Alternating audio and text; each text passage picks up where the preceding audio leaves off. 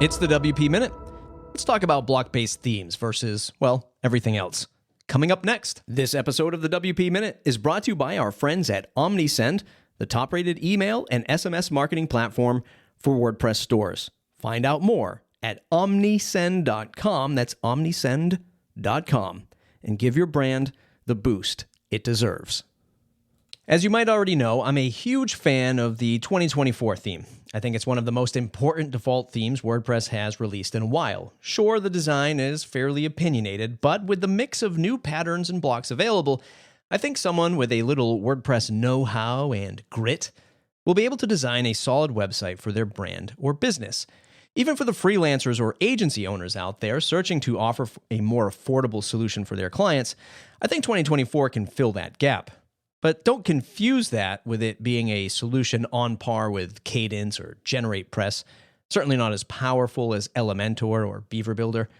There are large gaps that cause it to fail really quickly. One that stood out to me recently was the lack of mobile design features in the site editor. In my latest video, Customize Mobile Views on 2024, I demonstrated the lack of simple breakpoint features inside the site editor.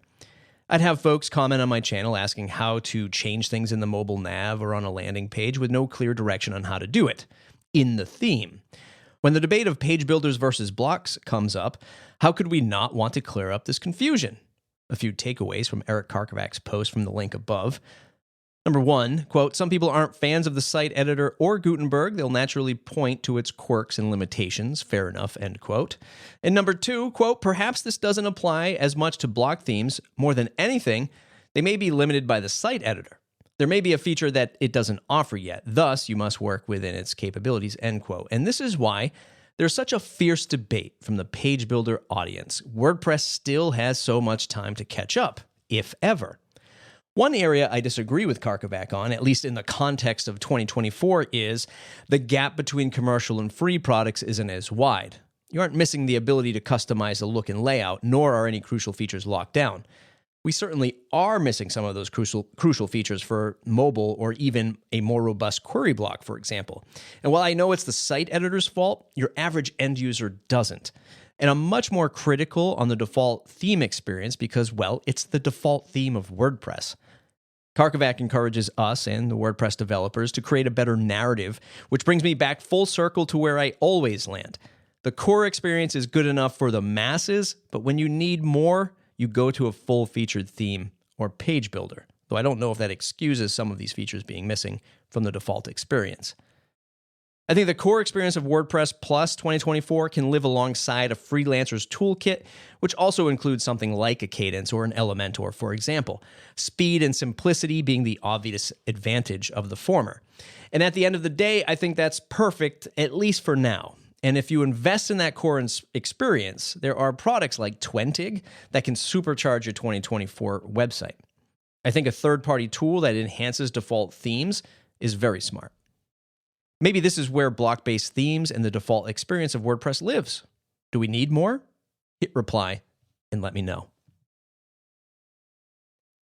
Don't miss this WordPress content. Now it's time for the links you shouldn't miss. As always, check the show notes, or more importantly, visit thewpminute.com and subscribe to that newsletter so the links just end up in your inbox, hopefully just like today. Here we go with those links. Aruba Ahmed launches JS Essentials for WP Devs with the first lesson dropping on March 4th, 2024.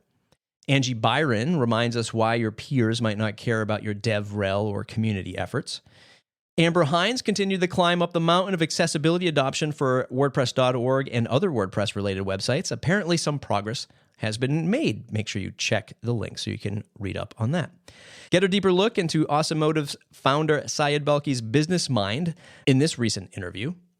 WP Tavern launches Writer Hunger Games. WP Mainline shares how you can make more money with LearnDash.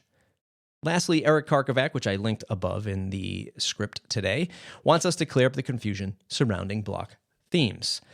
Now, don't miss our YouTube videos. We've made a lot. I've made a lot. So follow the WP Minute on YouTube. Learn more about synced pattern overrides coming to WordPress 6.5.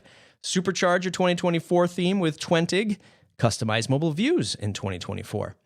And your website in a virtual world, WordPress in the metaverse. And then lastly, a sponsored video from our sponsors at Theme Isle.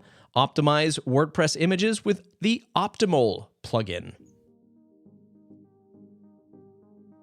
That's it for today's episode. Get the weekly newsletter at thewpminute.com/subscribe. Want to support the show and join a Slack group filled with WordPress professionals like you?